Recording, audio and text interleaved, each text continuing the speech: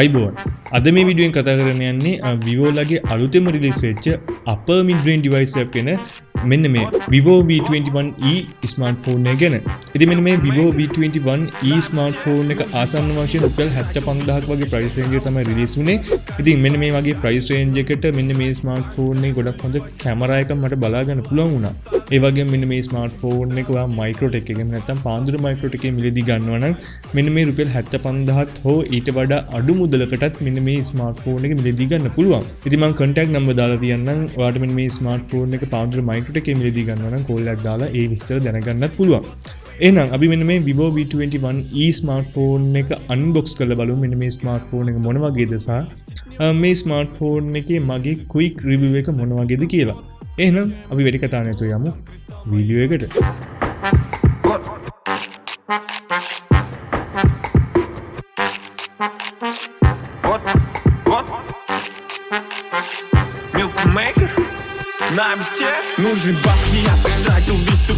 හරි මුලින්ම මෙන්න මේකේ බොක්ස් එක ගැන කතා කරනකොට මෙන්න මේ බොක්ස් එක මාරම ප්‍රීමියම් විදියට මේගොල්ලෝ ඩිසයින් කරලා තිනවා. ඉතින් ටිකක් හાર્ඩ් විදියට මෙන්න මේ බොක්ස් එක අපිට බලා ගන්න පුළුවන්. ඒ වගේම මේකේ ඉටි කවර් අයින් කරලා බොක්ස් එක ඕපන් කරගත්තු ගමන් අපිට මුලින්ම බලා ගන්න පුළුවන් වෙනවා අපේ ඩිවයිස් එක.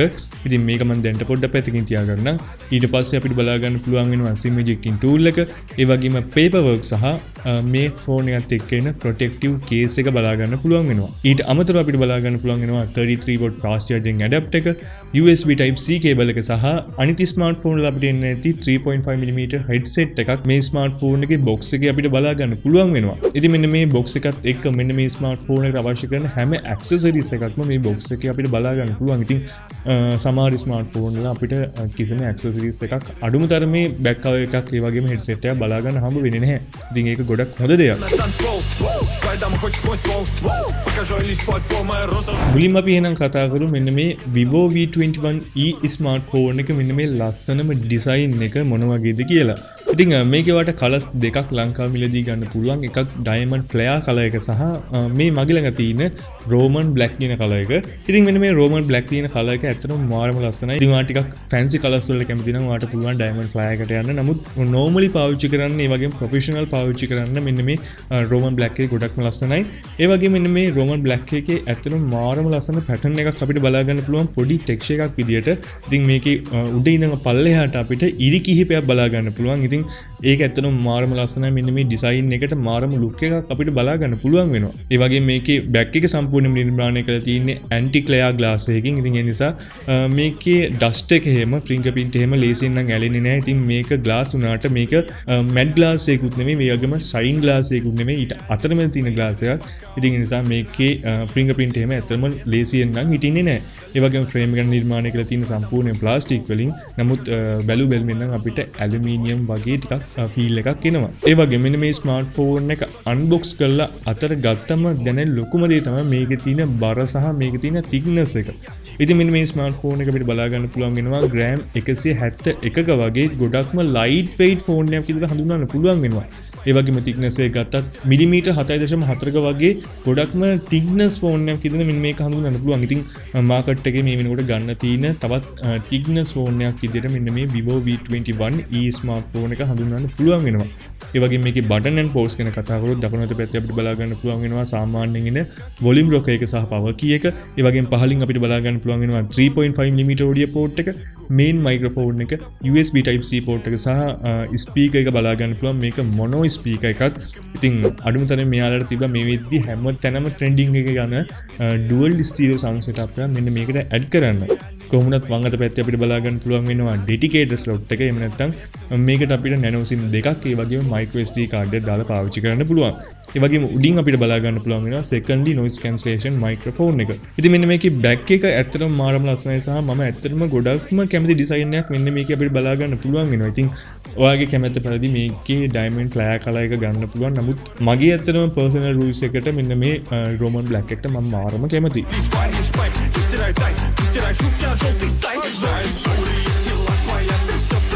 හොඳයි ඊළඟට මෙන්න මේ Vivo V21e ස්මාර්ට්ෆෝන් එකේ ඩිස්ප්ලේ ගැන කතා කරද්දී මෙන්න මේ ස්මාර්ට්ෆෝන් එක අපිට ඩිස්ප්ලේ එක විදිහට බලා ගන්න පුළුවන් වෙනවා අඟල් 6.4ක AMOLED ඩිස්ප්ලේ එකක්. ඉතින් මේක Super AMOLED නෙමෙයි සාමාන්‍ය AMOLED ඩිස්ප්ලේ එකක්. මේක Full HD+ ඩිස්ප්ලේ එකක්. ඒ වගේම මේක 60 Hz පැනල් එකක්.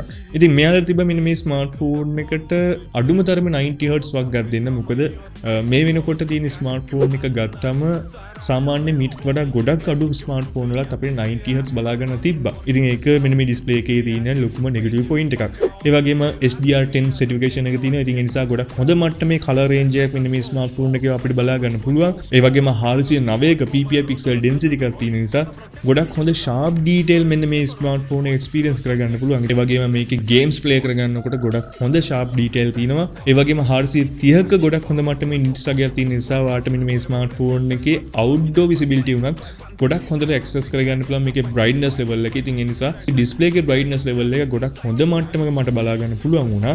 ඒ වගේම Vivo V20 එකේ අපිට බලා ගන්න පුළුවන් වෙච්ච in display fingerprint එකක් මෙන්න මේ Vivo V21e ස්මාර්ට්ෆෝන් එක අපිට බලා ගන්න පුළුවන්. ඉතින් මාකට් එකේ මේ වෙනකොට හොඳම fingerprint එහෙම නැත්නම් in display fingerprint technology එක සහ ෆාස්ට්ම ෆින්ගර්ප්‍රින්ට් ටෙක්නොලොජි එක තියෙන්නේ මෙන්න මේ Vivo ෆෝන් වල. ඉතින් මේකෙත් අපිට ගොඩක් ස්පීඩ්ම අන්ලොක් වෙන ඉන් ඩිස්ප්ලේ ෆින්ගර්ප්‍රින්ට් එකක් බලා ගන්න පුළුවන් වෙනවා. මම කැමති මෙන්න මේ ස්මාර්ට්ෆෝන් එකේ මුලින්ම performance පැත්ත ගැන කතා කරන්න කලින් මෙන්න මේ ස්මාර්ට්ෆෝන් එකේ කැමරා එක මොන වගේද කියලා කතා කරන්න. ඉතින් මුලින්ම කතා කරොත් මේකේ selfie කැමරාව මේක අපිට බලා ගන්න පුළුවන් වෙනවා 44 megapixel f2.0 aperture එකක් තියෙන selfie කැමරාව බලා ගන්න පුළුවන් වෙනවා. මේක auto focusing system එකක් තියෙනවා. ඉතින් ඔයාලට මතක ඇති Vivo V20 එකෙත් auto focusing system එක තිබ්බා. ඉතින් ඒකම මෙන්න මේ ස්මාර්ට්ෆෝන් එකට අරගෙන අවිලා තිනවා.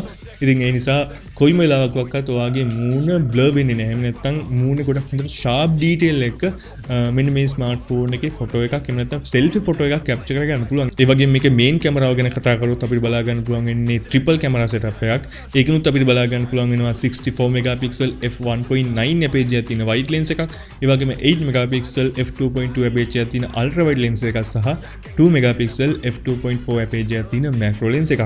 ඉතින් මේකේ macro lens එක ගැන නම් මම එච්චරම ලොකුට පැහැදුනේ නෑ. මොකද මේකේ colors එහෙම ගත්තත් ටිකක් dull color එකක් මට මෙන්න මේ macro camera එක බලා ගන්න පුළුවන් වුණා. නමුත් ultra wide camera එකේ ගොඩක් හොඳ මට්ටමේ sharp image capture ගන්න පුළුවන්. ඒ වගේම මේකේ තියෙන main කැමරාව ගොඩක් හොඳ මට්ටමේ color range එකක් තියෙනවා. හැබැයි මෙන්න මේකේ high resolution එහෙම නැත්නම් 64 megapixel resolution ගන්න නම් ඔයාලට අනිවාර්යෙන් මේක high resolution mode එකටම යන්න වෙනවා. ඒ වගේම selfie කැමරාවේ 44 megapixel යන්න නම් අනිවාර්යෙන්ම ඒ high resolution එකට යන්න වෙනවා. ඉතින් ඒකට ගිහිල්ලා ගොඩක් හොඳ මට්ටමේ detail එක ඔයාලට main කැමරාවේ photos ඒ වගේම selfie කැමරාවේ photos capture කරගන්න පුළුවන්. ඒ වගේම මේකේ අපිට selfie කැමරාවේ 4K video record කරගන්න පුළුවන්. හැබැයි මේකේ main කැමරාවට එද්දී අපිට 4K 60 fps වලින් මේ ස්මාර්ට්ෆෝන් එකේ videos record කරගන්න පුළුවන් වෙනවා.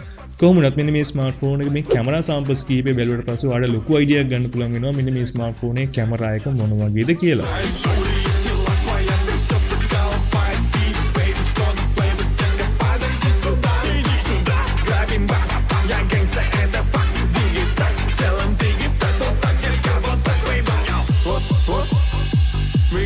Как енот, мы убегаем от ОМОНа, полетит мне в рот.